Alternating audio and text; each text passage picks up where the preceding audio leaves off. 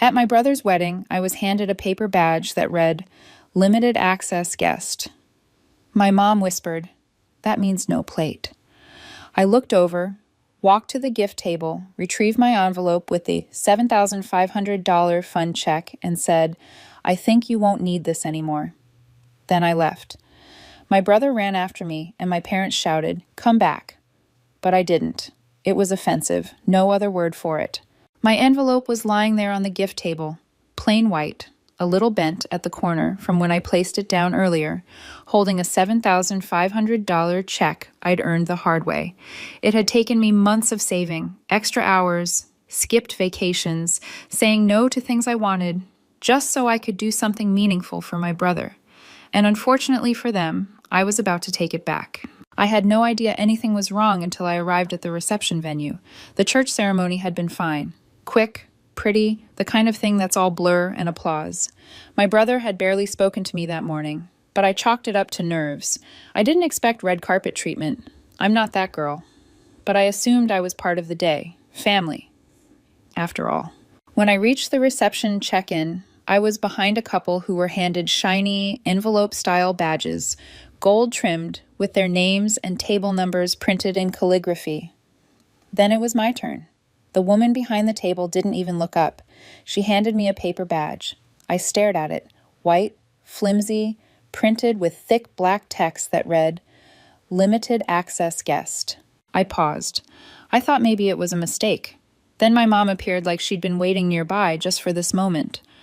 She leaned in and whispered like we were sharing a joke. "That means no plate." I waited for her to smile, to wink, to make it a joke, but she just walked off before I could even ask anything. I stood there holding the badge, suddenly aware of how quiet everything got in my head, like I was underwater. I walked into the hall anyway, telling myself maybe there had been a mix-up, but as soon as I saw the tables, the seating chart, the servers placing dishes, it hit me. My name wasn't listed anywhere. I checked the family tables. Nothing. Not even at the far end.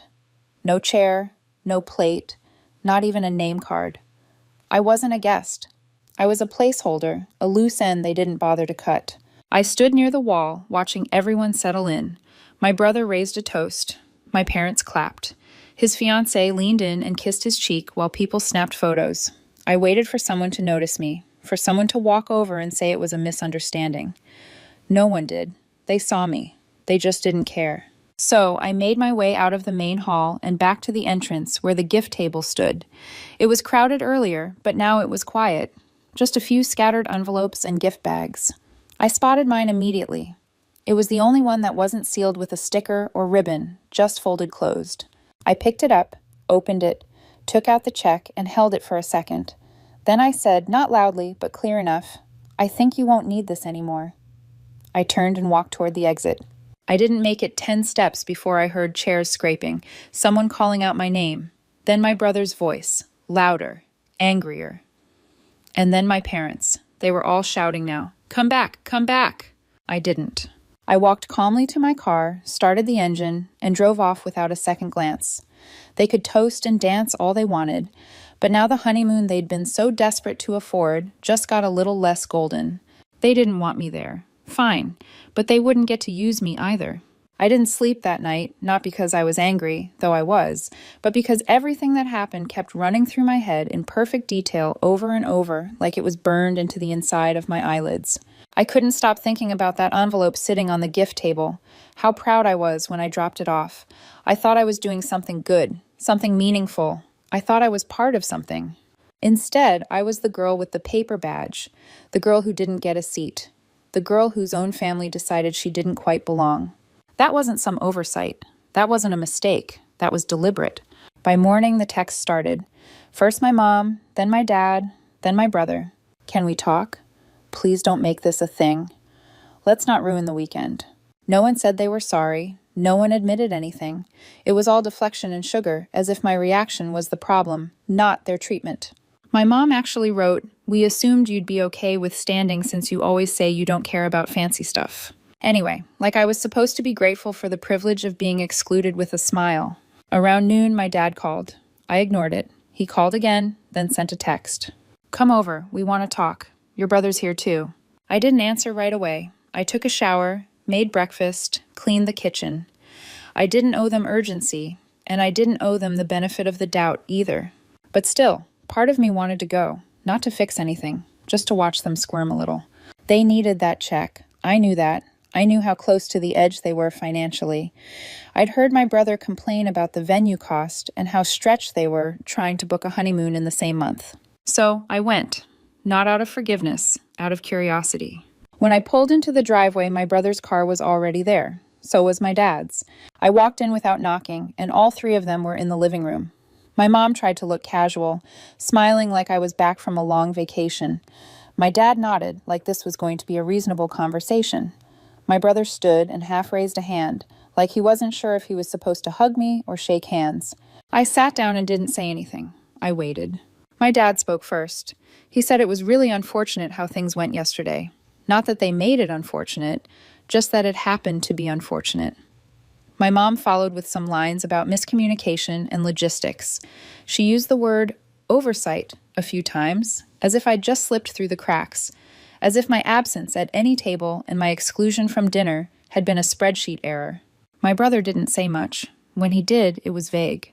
I didn't know that's how it would be. I thought you'd understand. Like I was supposed to be some enlightened monk who would just float above the humiliation.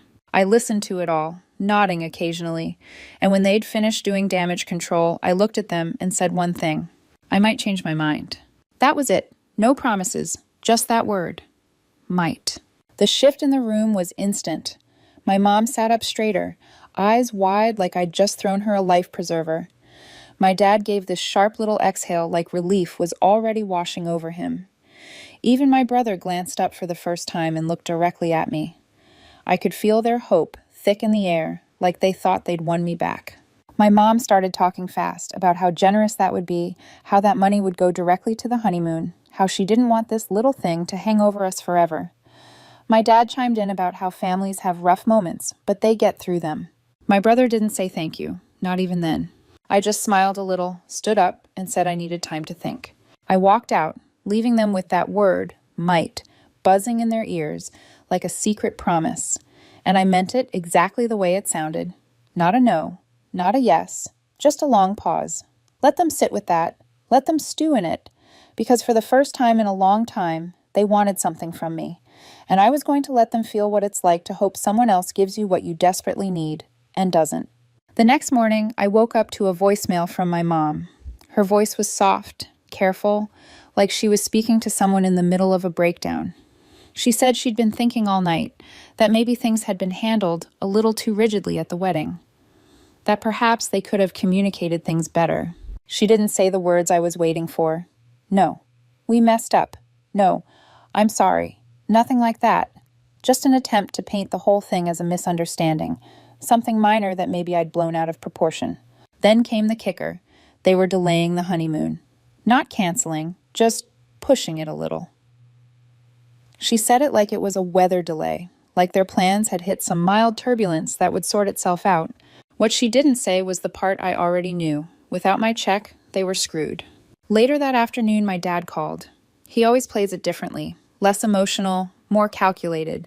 He said he was proud of the woman I'd become. Successful, stable, dependable.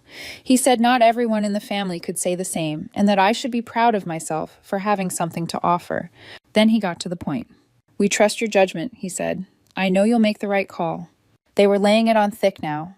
The fake compliments, the polished concern, the subtle reminder that I was the reliable one, the mature one, the one they needed. That was the moment I remembered the car. 6 months earlier, I'd loaned them my second vehicle when theirs broke down.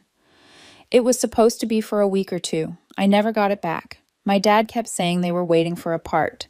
Then they were waiting for a mechanic. Then the mechanic didn't show up, and so on. I stopped asking. It became another thing I'd done for the family. But the car was still in my name, still on my insurance. I opened the account and checked. Yep, still registered to me. I scheduled a tow for Friday morning. No warning, no courtesy heads up.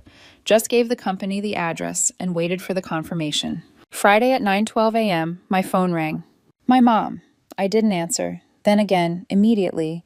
Then a third time. Finally, I picked up. There's someone outside. They're towing the car. Did you do this? I said yes. Silence. Why? She asked. I told her I was changing insurance companies, which wasn't a lie. She said they needed the car, that they had plans, that it was inconvenient. I could hear my dad's voice in the background already yelling at someone outside. I said, then maybe you should borrow one, rent, or figure something out. That's what I'd have to do, right? She said, this is about the wedding, isn't it? I said, no, this is about patterns. And I hung up. That evening, I got the first direct message from my brother since the wedding. Can we talk? Just us. 5 words, no punctuation. I stared at it for a while. It wasn't anger. It wasn't even surprise. He knew why I wasn't responding. He'd stood there and let it happen. He'd been part of it.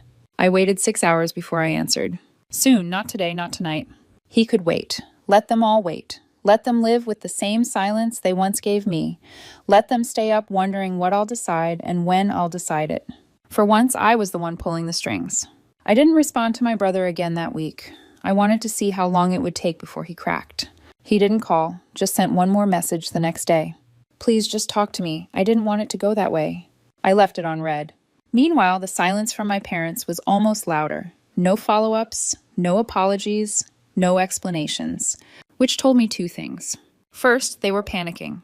And second, they were trying to figure out how to save face if I decided to burn the whole bridge. I started to think that maybe they didn't believe I'd go through with it. That maybe they still saw me as the same girl who showed up to every family gathering, paid for dinner more often than not, stayed quiet when they took advantage, because that's just how family is. But I was done being predictable.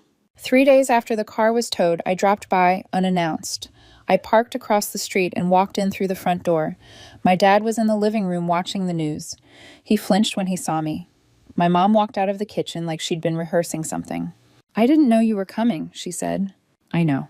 I sat down at the table. They didn't offer coffee, which was a first. My dad muted the TV and leaned forward like he was gearing up for a pitch. He said they'd talked to Ryan, my brother, and that he was really upset about everything. That he never intended for me to feel excluded, that the wedding was stressful and chaotic and full of decisions that had to be made quickly. Then my mom added that they'd been looking at alternative honeymoon options. Something smaller, she said, more local. I asked if they'd booked anything yet. They said no, still figuring it out. I nodded. Then I said this. I might be able to help, but I was thinking maybe I'd put it in the form of a loan. Nothing too formal, just something with terms. The room froze. What kind of terms? My dad asked. Monthly repayments with interest, I said. Nothing crazy, but it's a lot of money. I think it's fair. They both looked like I'd just spoken in another language. My mom said, but it was a gift, wasn't it? It was going to be, I said. Then you downgraded me to a limited access guest and cut me out of your wedding, like I was some distant cousin you barely knew. My dad got quiet. My mom looked like she might start crying. And I added, I'd like the family group chat shut down. I'm not reading another message from Anton about pool party plans unless I'm actually treated like part of this family. She started saying something, but I stood up. Or, I said, you can borrow the money elsewhere. Figure it out. If Ryan really needs it, maybe he can pick up a second job, or you two can sell something. I walked out before they could say anything else. I didn't get halfway down the driveway before Ryan pulled in. He jumped out of the car like he'd been rushing home. Wait, Mel, wait. I stopped. He looked tired. Not fake tired. Actually worn out. And in a weird way, it threw me. I hadn't seen him that way before. I know they screwed up, he said. I know I did too. But you've made your point, okay? Just don't keep doing this. I didn't say anything. I asked Dad for help. I didn't know they were going to treat you like that. I swear I found out afterward. I asked him if he had anything to say at the reception. When he saw me standing off to the side, when I walked out with the envelope, he didn't answer. I meant the gift, I said. Every dollar of it. He nodded. Then I got in my car and drove off. That night, I saw something I didn't expect. A message from Ryan's fiancé. Hey, I don't know everything that happened, but I just want you to know I'm really sorry. I saw what they did, and you didn't deserve it. That stopped me for a minute. I read it twice. Then I smiled. At least one person in that house had a working moral compass. After that message from Ryan's fiancé, I did something I hadn't done all week. I responded. Thanks for saying that. I appreciate it. I really do. She replied almost instantly. I just wish you'd stayed. I think everything would have played out differently if you'd been there longer. I didn't agree, but I didn't argue. I wasn't going to dump my bitterness on the one person in that whole mess who seemed to have a conscience. Ryan didn't message me again after I walked away from the house. Neither did my parents. They were waiting, hoping. I could feel it. They thought I was still turning it over in my head, maybe softening, maybe getting nostalgic about family. Instead, I was sharpening the knife. That weekend, I texted my mom out of nowhere. "Are you still delaying the honeymoon?" She answered within 2 minutes. "Yes, haven't booked anything. We're just seeing how things play out." I followed up. "So you're still waiting to see if I'll help?" Another pause this time. Then, "We're hoping yes, but it's your decision. We're not pressuring you, right?" Just the usual guilt-wrenched optimism. The kind that says, "You're hurting the family." But we won't say it out loud because we still want the money. I let a full day pass. Then I sent another message. "I talked to a financial advisor. If I do anything, it'll have to be a formal contract, with signatures, interest, and a clause that you can't talk to me about the money again unless it's in writing." No response for hours. Then my dad texted me directly. "Are you being serious right now?" I didn't reply.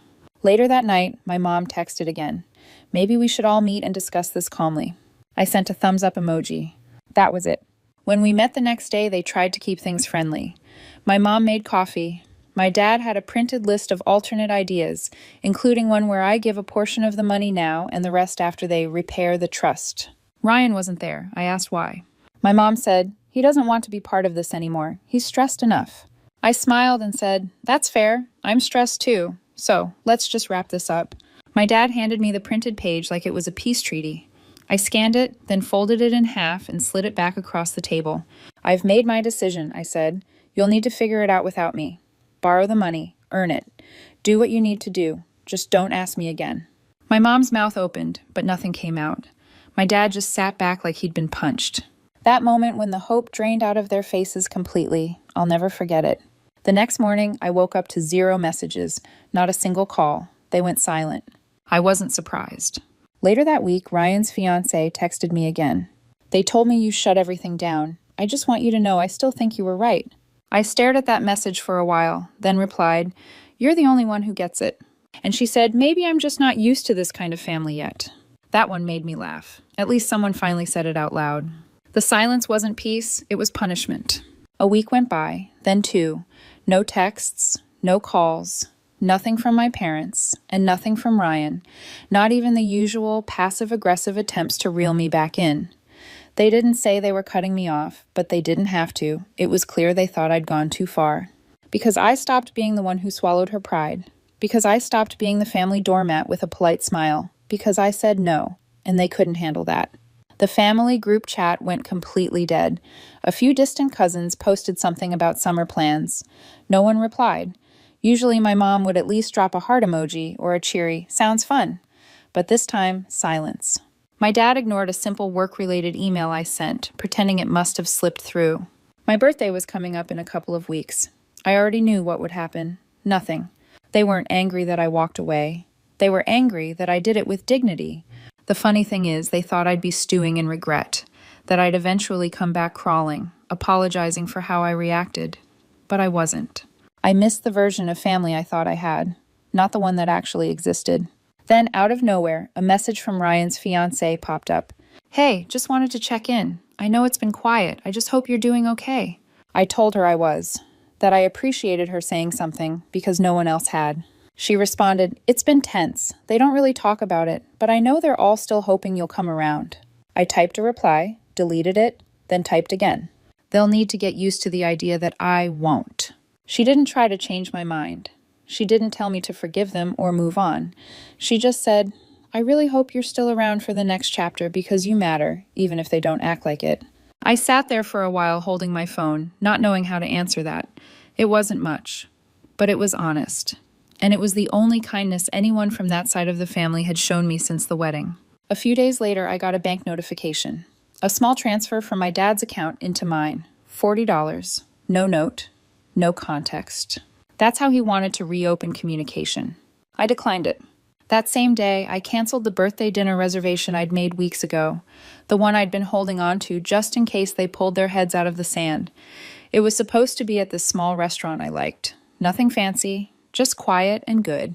Instead, I ordered takeout and ate alone on my porch with a beer. Peaceful, simple, no paper badges. And for the first time in a long time, I didn't feel like something was missing. They thought they'd frozen me out. What they didn't realize was I'd already left. The update had been a little over a month, long enough for the silence to settle in like mold, slow, quiet, and unmistakably permanent.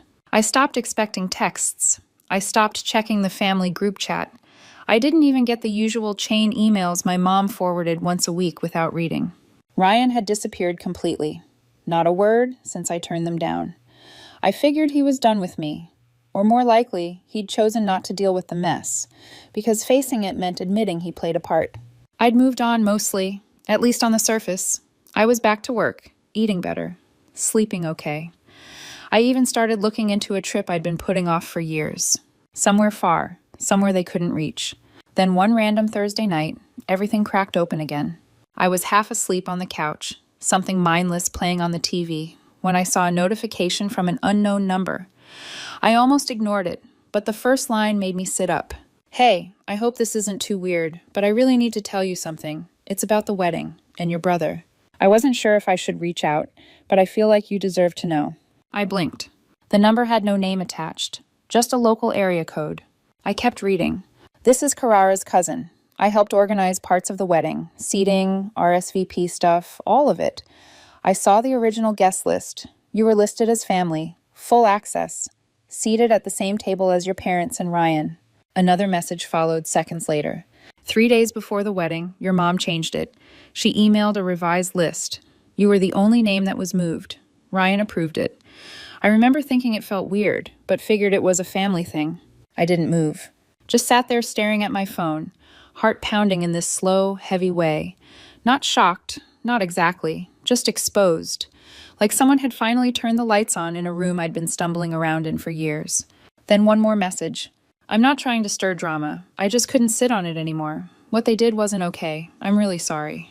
I stared at the screen. They knew. Ryan, my own brother, had seen me on that original list and let them bump me down to the limited access category like I was some second cousin nobody talks to. This wasn't some mistake. It wasn't a vendor issue or a capacity limit. It was deliberate, precise, pre-approved. And they did it knowing exactly what I was bringing to the table. Literally. They knew about the check. I'd told Ryan weeks earlier I had something big planned for the wedding. I wanted it to be a surprise, something that took pressure off his back, something meaningful. He was the one who told me how tight their budget was. I offered to help, and he let me. Then, 3 days before the wedding, he signed off on cutting me out. I sat there and scrolled back through our old messages. Back to the night he called and said, "Mel, I don't know how we're going to afford the honeymoon." Back to me saying, "I've got you. Don't worry." He knew, and he did it anyway. They wanted the money, but not the connection. They didn't want me in the pictures, in the speeches, at the table. They just wanted the envelope. And that's when it stopped hurting. That's when it shifted, because now I knew exactly who they were, and I had proof. No more wondering, no more second chances.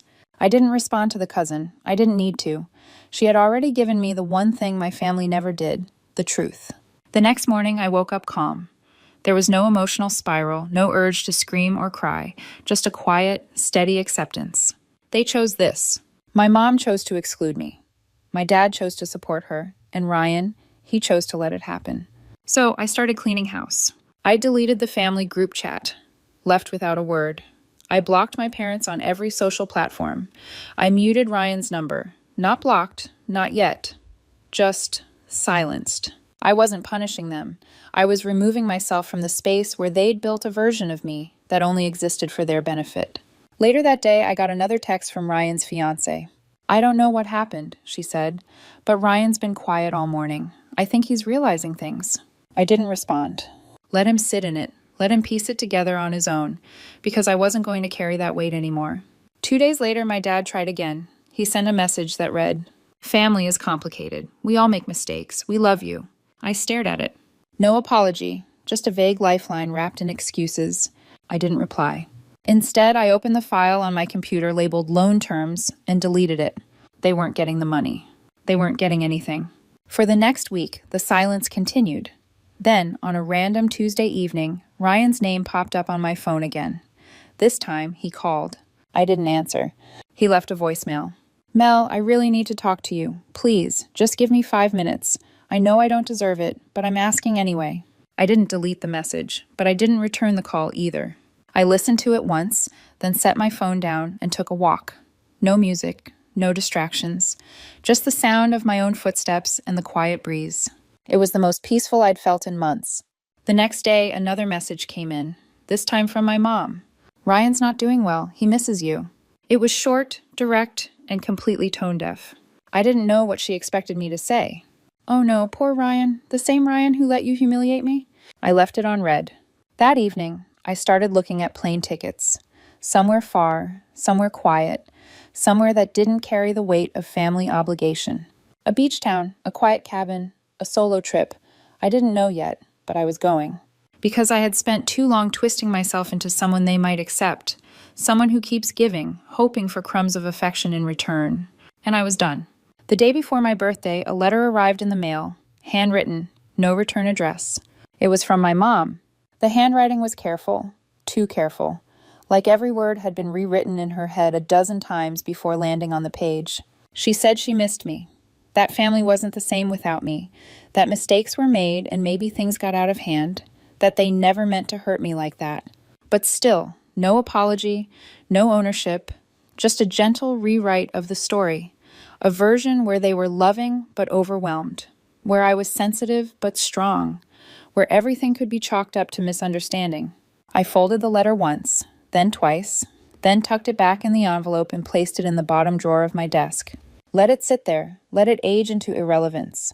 That night, I lit a candle on a slice of cake I bought for myself and whispered one word before blowing it out. Freedom. Not forgiveness, not closure, just freedom. Because the truth is, I didn't need them to be different anymore. I didn't need them to change. I just needed space to stop pretending that they ever would. The next morning, on my actual birthday, I woke up to no calls, no texts, no fake cheer. It was exactly what I needed. I made pancakes, I played music. I danced barefoot in my kitchen like nobody had ever handed me a paper badge that said I didn't belong. Because I did belong, just not there, not with them. And the more I thought about it, the more I realized. They didn't lose a daughter, they lost access. To my generosity, to my support, to my loyalty. I still had all those things. I just wasn't giving them to people who treated me like an afterthought. 2 days after my birthday, I got another message from Ryan's fiancée. Hey, just checking in again. I hope you had a good birthday. I know this isn't my place, but I just wanted to say I'm still really sorry. I replied, thank you, that means a lot. She responded, they still haven't really talked about it, not directly, but I can tell it's eating at Ryan. I just don't think he knows what to do. I didn't reply right away. I sat with it. Because here's the thing. I believed her. I believed that Ryan was probably sitting there stewing, turning it over in his head, playing both sides of the story on a loop. But I also knew something else. He could have said something, at any point, at the wedding, at the house, in any of the weeks since. And he hadn't. Instead, he'd waited, watched, measured his moves, hoping I'd be the one to crack first. But not this time. That weekend, I finally booked the trip. 3 days in a coastal town I'd never been to. I packed light, just a carry-on, a journal, and the kind of clothes you wear when you're walking towards something better. I didn't tell anyone. I turned off my phone when I arrived. No social media, no emails, just the sound of ocean waves, the smell of salt, and the quiet that comes from finally, truly being alone, but not lonely. I watched the sunrise every morning. I wrote pages and pages in my journal, not about them, but about me. About who I used to be and who I was becoming. About how for so long I'd measured my worth in their approval, and how little that was worth in the end. On the last night of the trip, I walked along the beach barefoot and let the tide chase me. I laughed, out loud, and no one was there to judge it or quiet it or pretend they didn't hear it. I felt light. I felt like myself again. When I got home, the silence was still there. The group chat was still dead. No messages, no calls. But this time, it felt like a choice I had made, not a punishment I had to endure. That same afternoon, I found another envelope in my mailbox, this one from Ryan. It wasn't handwritten, just a folded note and a printed photo. The note said, I messed up. I know I did. I didn't stop it when I should have. I was scared of making things worse, and instead I let them get worse. I don't expect forgiveness, but I needed you to know. I'm sorry. The photo was from our childhood. A summer barbecue in the backyard. We were maybe 8 and 10. I had ice cream on my face. He was laughing, reaching out to clean it off with his sleeve. We both looked happy. Whole. Before all the complications. Before they learned how to make me feel small. I stared at the photo for a long time. Then I put it back in the envelope and slid it into the drawer with my mom's letter. I didn't rip it up. I didn't throw it away. But I didn't call him either. Because healing doesn't always mean reopening the door. Sometimes it just means locking it gently and walking away without slamming it. That night, I got one more text from Ryan's fiancée. I hope someday this changes. But if it doesn't, I still think you did the right thing. I've learned more from watching you walk away than I ever did from watching them pretend. I replied, thank you, that means everything. And it did. Because sometimes the people who understand you best aren't the ones you grew up with. Sometimes they're the ones who show up quietly, consistently, and without obligation. People like her. People who say, I see you, and mean it. A few days later, I reopened my calendar and started filling it in again. Dinner with friends, a yoga class, a gallery opening, a hike, not one single event involving family. And it felt good. They'd spent years teaching me how to disappear inside myself, how to accept scraps, how to perform my worth in exchange for shallow praise. But I wasn't doing that anymore.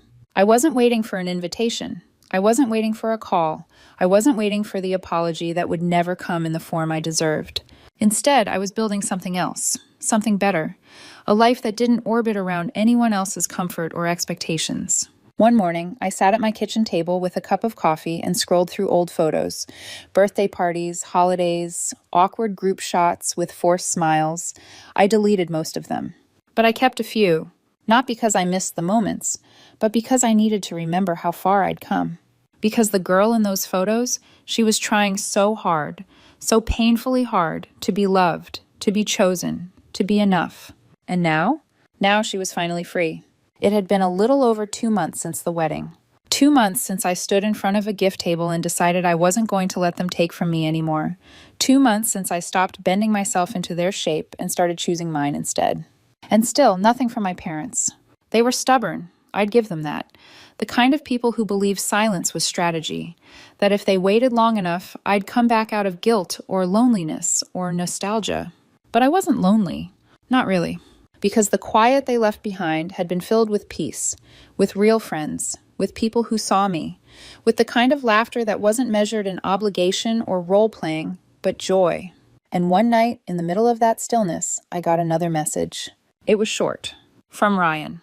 Hey, I don't expect anything. I just wanted to say I miss you.